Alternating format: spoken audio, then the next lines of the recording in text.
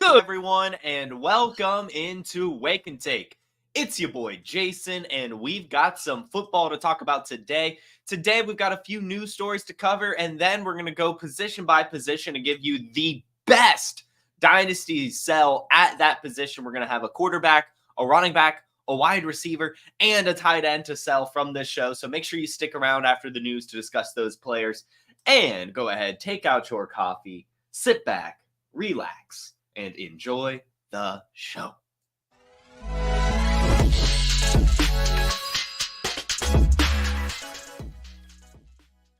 All right, so welcome in everyone here listening on the podcast. Thank you for tuning into that. Again, you guys can find the Wake and Take podcast via the link in the description.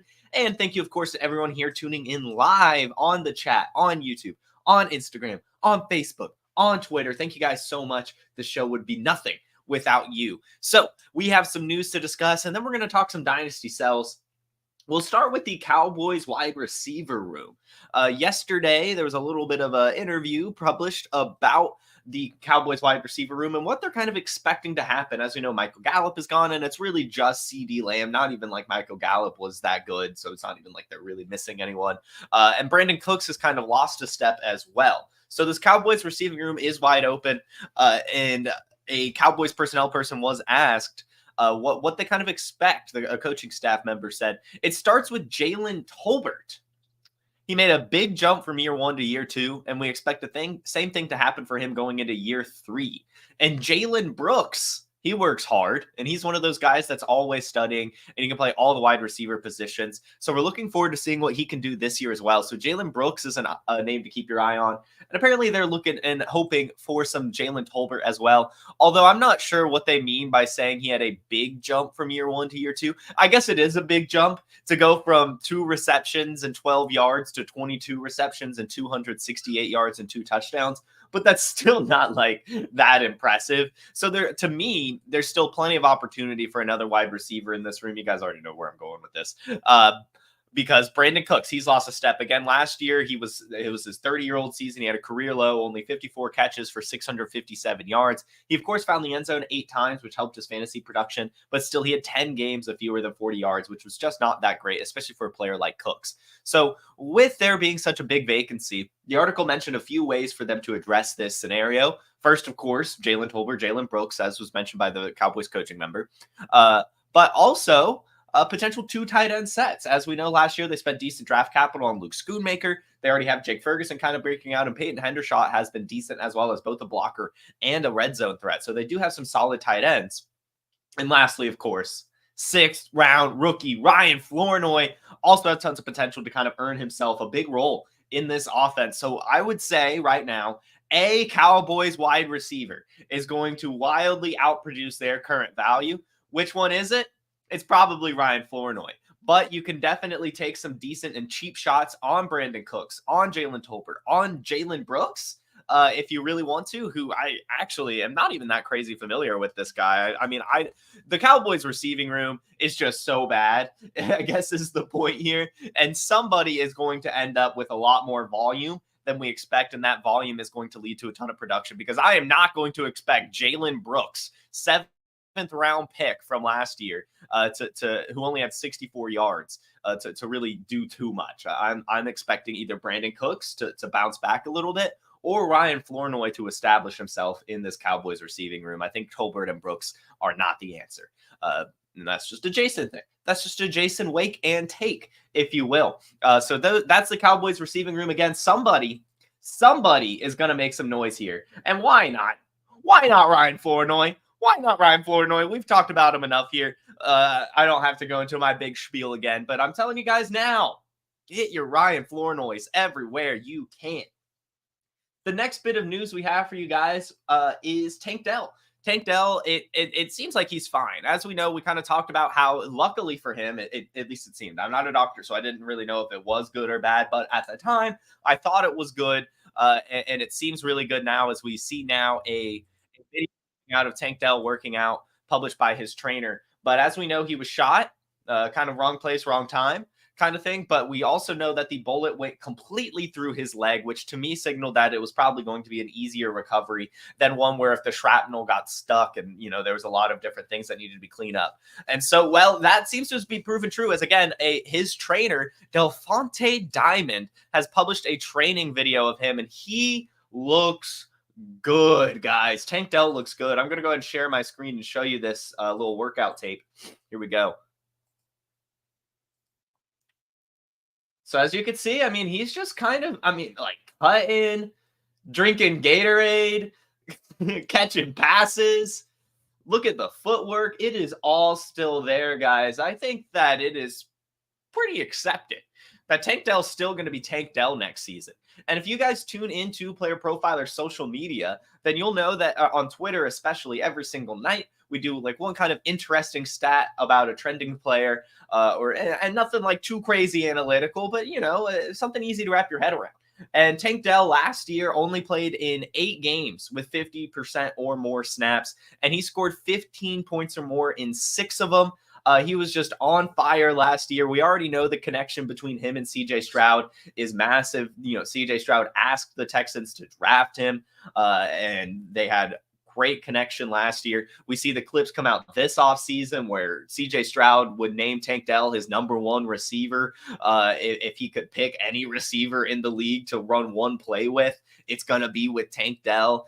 So I can't stress it enough. Right now, Tank Dell is in a very low point in his market on best ball. In Dynasty, he's the cheapest Texans receiver, and it's honestly not even that close. And I think that there's a great value here with Tank Dell. I really do. I was a little bit scared because, let's face it here, the one concern with Tank Dell was his frame and his ability to stay healthy, and he was not able to stay healthy last year. He just wasn't. And so it makes sense to move away, be scared because he's small. He has an injury history. But he's kind of damn awesome when he's on the field. So I'm buying as much Tank Dell as possible. I want him on my teams. I love Tank Dell, and hopefully he's still there for me when it's my turn in the Wake and Take Invitational, as I am picking soon in that startup. A little table talk here. We'll see if that bites me in the ass or not. But either way, Tank Dell is looking good. You saw the video. There's a couple other videos out there. He's quick. He's cutting. He's catching. He's drinking Gatorade. Everything you want to see from a hype video, it's there. Tank Dell looking good. And if you wanted some more, his trainer, again, Delphonte Diamond, also interviewed with KPRC2 out of Houston and said that Tank Dell's one message to everyone is, I'm ready to go. Diamond went on to say his mental is good. He has a big smile. And he said it's time to work. His spirits are in a good place. So Tank Dell again, guys, looking good, sounding good, looking healthy. Give me some Tank Dell. Tank Dell everywhere. Really great value in best ball right now. Really, really great value in Dynasty as well, especially with those spike weeks. Dude is awesome. He's just awesome. It is what it is.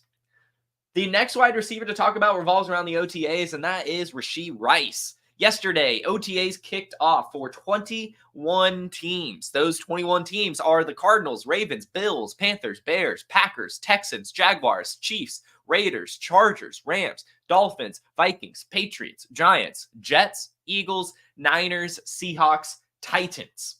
Those are all the teams that started their OTAs yesterday. Generally, when OTAs start, you don't hear too much from day one and not necessarily too much on day 2 either. It's especially day 1, though. It's a pretty quiet day, just kind of getting everyone in the building, maybe going over the playbook, doing some walkthroughs and stuff. So just keep your ears peeled to all of those teams throughout the week. We'll probably start seeing some highlight clips, some good interviews from coaches and players and all that stuff that we'll be talking about on Wake and Take. But the big story around yesterday's OTAs, as mentioned, was Rashee Rice, as the Chiefs started their OTAs, and Rashee Rice was in attendance. He will be practicing and participating in all of the off-season training with the Kansas City Chiefs. As we know, I mean, he is subject to punishment, but we don't know when, where, how, what it means, right? If it'll be this season, if it'll be next season, how long will it be? Will he ever play football again? Will he have to go to jail? Is Rashee Rice going to keep doing more knucklehead things this offseason? These are all questions we have when it comes to Rashee Rice. But what we do know for sure is he is out there practicing and playing football. What we do also know for sure is that generally the NFL takes forever to go through these kinds of things and to actually give out punishment. So it is possible, and more than likely at this point, that Rashee Rice will be playing some football this season. Right now, Rashee Rice is incredibly cheap to acquire in best ball, incredibly cheap-ish to acquire in Dynasty. And if you just go based on history, it is probably wise to buy the dip here on Rashee Rice. If the Chiefs are allowing him in the room, in the building, to practice with them, then the whole notion about Andy Reid hating knuckleheads is out the window. He's here, they need him, and he was pretty good last season. The ironic thing about yesterday, and it's awesome for Rashee Rice, is that yesterday was also International Ride Your Bike to Work Day, so I hope he celebrated, as he should not be trusted with a vehicle right now. So that I thought was pretty funny, that Rashee Rice got to start his OTAs on International Bike to Work Day. That's just, some good little irony, a little good stuff. But either way, I'm going to say, again, when it comes to this Rashee Rice situation, we especially have no clue what's going to happen. And when a buying opportunity presents itself for a player like this, I think you've got to capitalize on it. I just do. And I think as we get kind of closer to the season and watch this thing drag on, it seems that the suspension is probably not coming this season, although it might still. I mean, it's just a tough situation. And generally with the tough situations, it's probably best to just take the risk as fortune favors the bold. So Rashee Rice attending OTAs, he's there. Cowboys wide receiver room has some vacancies. Tank Dell is healthy, and 21 NFL teams have begun their OTAs. Guys, that is the quick little news rundown I have for you guys. Let's go ahead and talk some Dynasty Sells. But before we talk some Dynasty Sells, why don't we hear from the Podfather about the Dynasty Deluxe package? This episode is brought to you by PlayerProfiler, the Dynasty Deluxe package. The rankings are the best in the industry. It includes strategy mode where you can say, hey, change the rankings to be win now. Oh, change the rankings to be productive struggle. There's also a draft planner to help strategize where you should take players because the draft planner also includes ADP. There's a trade finder where we look up on My Fantasy League and we see trades that are done, including a particular player. Then there's a trade analyzer where you can plug in draft picks, players, and we assign a lifetime value to draft picks out 5 years. The best thing about our trade analyzer, it can't be gamed with volume. And there's mock draft data to see right now what's the market for player X versus player Y, including in the fall when very few mock drafts are happening. And our Dynasty Guide, the Dynasty Dominator, would cost you $10 on Amazon, but you get it for free with Dynasty Deluxe, and you get our Rookie Guide for free, a $25 value. So you get all of that for $45. So I think it's a great deal. All right, so I know I segued to Dynasty Sells, but I see here in the comments that the assault charges against Rashee Rice were dropped. So I did a little Google search. This is trending to be true. I don't think they've officially been dropped. It seems that it's going that way. So guys, not big announcements have happened yet. I assume you can probably still try to acquire Rashee Rice when it comes to this. It seems that specifically the photographer that he punched in the face has written an affidavit to have the charges dropped. So it's not official yet. It will, of course, end up being that way. So it seems we found a little bit of a window here to maybe come in before everyone's like, oh, the charges were dropped. However, it is still important to remember that these assault charges were the ones from the photographer that he punched in the face at the club. The photographer that he texted to come back to the club so we could punch him, right? Interesting stuff here when it comes to Rashee Rice. But either way, the charges revolving around the reckless driving and all of that stuff, fleeing the scene of the crime, the hit and run, all that, that's still there, and that's still the more important charges. Those are the felonies and stuff. This assault charge wasn't as important as the rest of the stuff in terms of his eventual suspension. I will ask the question to the audience. How much money do you think Rashee Rice paid that photographer to drop those assault charges? $1 million? 500,000? You let me know in the comments. Either way, this dude was bribed as hell. If I know anything about photographers, it's that they like money and they do not give up on things easily. I can guarantee that. So he definitely was bribed. I'm curious how much you think. How much money did Rashee Rice pay the photographer he punched in the face at the club? So Dynasty sells, guys. This is how you make your money. When it comes to Dynasty, yes, of course you want to make the right buys, but more importantly is the sells, and that's something that's not talked about as much. Do you want a player to die on your roster? Do you want to maximize the value of a player? These are numbers to us. These are dollar signs. I know we love our players, but year in, year out, values fluctuate. And capitalizing at the right time of a market is the number one way to protect your team from losing value, but to also gain production on your rosters. So when it comes to selling windows of great players, it might hurt to do it, but you have to do it. And I want to stress that, as today's Dynasty sells at each position are some tough ones to swallow. I know it. If you guys have ever watched any of my content, I do not shy away from the bold takes. I do not shy away from getting rid of the good players. In fact, I think it's a good idea to get rid of your good players in Dynasty if you get the right return. That has to be emphasized. You have to get the right return. But when it comes to these players, right now, it seems you will get the right return, as they are at the top of the market, starting with rookie quarterback Caleb Williams. Jason, you're already selling Caleb Williams? He hasn't played a game of football. That's exactly why I'm selling Caleb Williams. Can we see it first, guys? Can we just see it first? Can we just wait for some games to be played? Can we?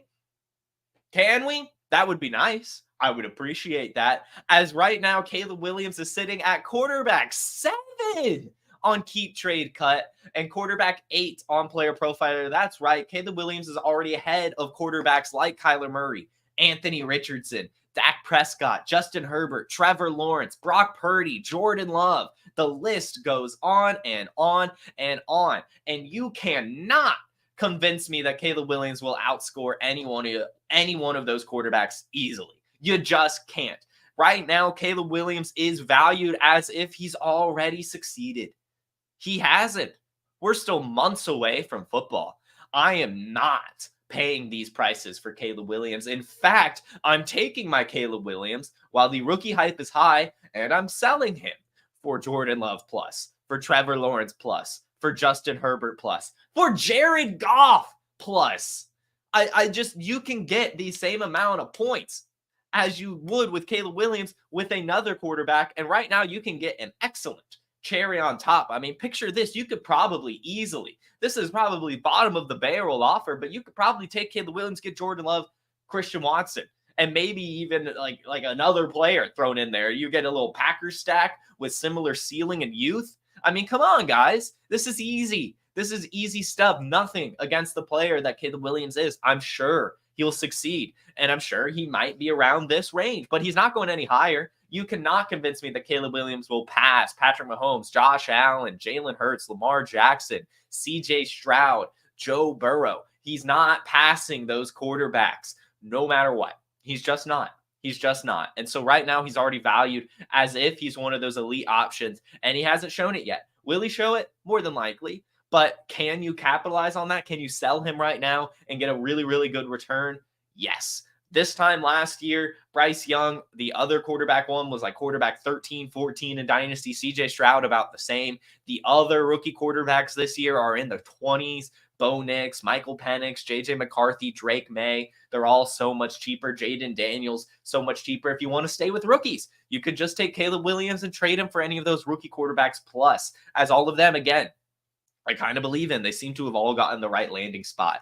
So again, I am downgrading Caleb Williams while I still can, while the rookie hype is still wild, and while people are valuing him as a proven elite asset when he hasn't done it yet. Let's let some football happen. Let's let him play some games. I guarantee there's going to be a buying opportunity for Caleb Williams at some point this season, at least where he is right now, but probably even cheaper than he is right now. I definitely expect the dynasty rankings to fluctuate when the points actually start coming in, because I don't get it. Again, quarterback 7 on Keep Trade Cut. That he hasn't played a snap yet. It is, as Anthony points out in the chat, Caleb being ahead of Kyler Murray is not reasonable. It's not. I can't think of a single reason why you would do it. Kyler Murray, a consensus top 5 quarterback on a season-to-season basis in terms of the points he scores, an electric quarterback with Marvin Harrison Jr. and now Trey McBride and Trey Benson, even who should be pretty sweet. I mean, come on. Downgrade your Caleb Williams, get another quarterback with a cherry on top. The next dynasty sell I have for you guys is Tyreek Hill. And this is another one. Nothing against the player when it comes to Tyreek Hill. But when you look around the market and other dynasty rankings, especially the dynasty rankings of other wide receivers near or at his age, there's a wild difference. Just a wild difference. Right now, Tyreek Hill is valued at the wide receiver 13 on Keep Trade Cut, wide receiver 12 on Player Profiler, but he's over 30. And I know that Tyreek Hill is a week-winning asset and a league-winning asset when healthy and when producing. And I'm not even saying that he won't produce. But if you look at Keep Trade Cut, the next wide receiver that is 20, even 28, like as young as 28, again, Tyreek Hill is 30. The next wide receiver that is 28 or older is Deebo Samuel. And he is wide receiver 31. You're talking about 18 different wide receivers between Tyreek Hill and Deebo Samuel, who's 2.5 years younger than Tyreek Hill. And then Cooper Kupp, Devontae Adams, DeAndre Hopkins, Mike Evans. Those wide receivers are in the mid to late 30s of the dynasty rankings. And Tyreek Hill is older or the same age as a lot of those guys. And so I am taking my Tyreek Hill while his value is still at or near that of Jalen Waddle and other young, ascending dynasty wide receivers, and I'm offloading Tyreek Hill. I know it sounds crazy. I know. But you can get so much for him. You just can't. And I'm doing it. I'm selling Tyreek Hill, 30-year-old wide receiver. Again, the next oldest wide receiver on Keep Trade Cut is 28-year-old Deebo Samuel, all the way down at wide receiver 31. You can take Tyreek Hill, and you can get like 4 Cooper Kupps. And that, to me, is so special. You can stay in that realm of win now wide receiver and get something on top. You can get like probably Cooper Kupp at a first, which is just awesome. So anyway, I'm selling Tyreek Hill. I know it's crazy. I get it. He can win you your weeks, but he can also lose you your weeks if he got hurt, and then he can completely crumble. Let's think of it this way. Last year, Cooper Kupp was about this, or maybe 2 years ago, after his massive season and still kind of 30 years old. Got injured. Now he's in the wide receiver 30s. It's a snap of a finger to lose your dynasty value when you're this old, and your production is very much predicated on spike weeks and your speed. So Tyreek Hill, I'm just getting rid of him. I don't want him on my roster. The next player we are selling, and this one's a tough one, and the value varies. I'm going to go ahead and admit that, but it seems the right move, is Jonathan Brooks. And I'm not as convicted on this one, but it's kind of hard to find a running back sell right now, to be completely honest with you. I think everyone's value is about right. And I've said sell Devon Achane enough. I mean, really, Devon Achane's the number one sell, but I just can't. I can't keep saying that, right? I just can't. So I wanted to find a different one today. And I'm going with Jonathan Brooks kind of for the same reason as Caleb Williams. Right now on Keep Trade Cut, Jonathan Brooks is RB10, which is, I mean, he's valued as a top 10 dynasty RB, coming off an ACL tear, going to an offense that needs a lot to happen for them to even be good, which is awful for a running back. I mean, you want running backs on good teams. And of course, with the injury, there's probably going to be another buying window when it comes to Jonathan Brooks. And I mentioned he's the RB10 on Keep Trade Cut. Player Profiler does have him a bit more reasonable at RB15, which I think is about right.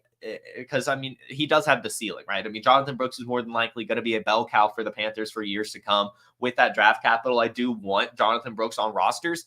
But I think right now you can sell during rookie hype and then kind of buy back into him maybe closer to the season when it's looking like he's not going to be starting for a couple weeks.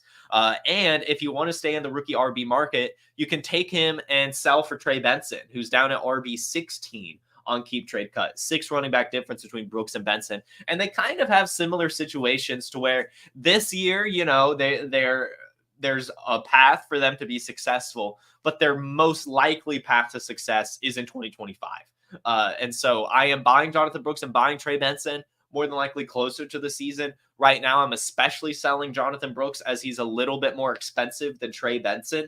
and is in just not that great of a situation, right? Like the Panthers offense is not that good, although Dave Canales projects to be awesome for running backs. He did a good job with Rachaad White. So I do want Jonathan Brooks, just not right now. I think that right now he's valued as if, again, he's going to produce. And he's coming off an ACL tear, so he's probably going to start slow or even miss some time beginning of the season. And Chuba Hubbard might start off hot. And then there's a little bit of a buy window here for Jonathan Brooks. That's what I'm expecting. And I wouldn't be surprised if that happened. So I'm just going to go ahead and sell him now and perhaps maybe try to buy back into him later. So yeah. And on to the hottest sells. I talked about one player per position, but for tight end, we're going with the big three. We're selling 3 tight ends today. We're selling Trey McBride.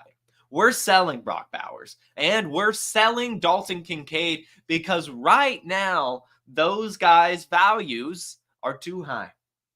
They're just too high. Trey McBride may be the safer of the 3, but even with him, there is stuff not to like really when it comes to his production.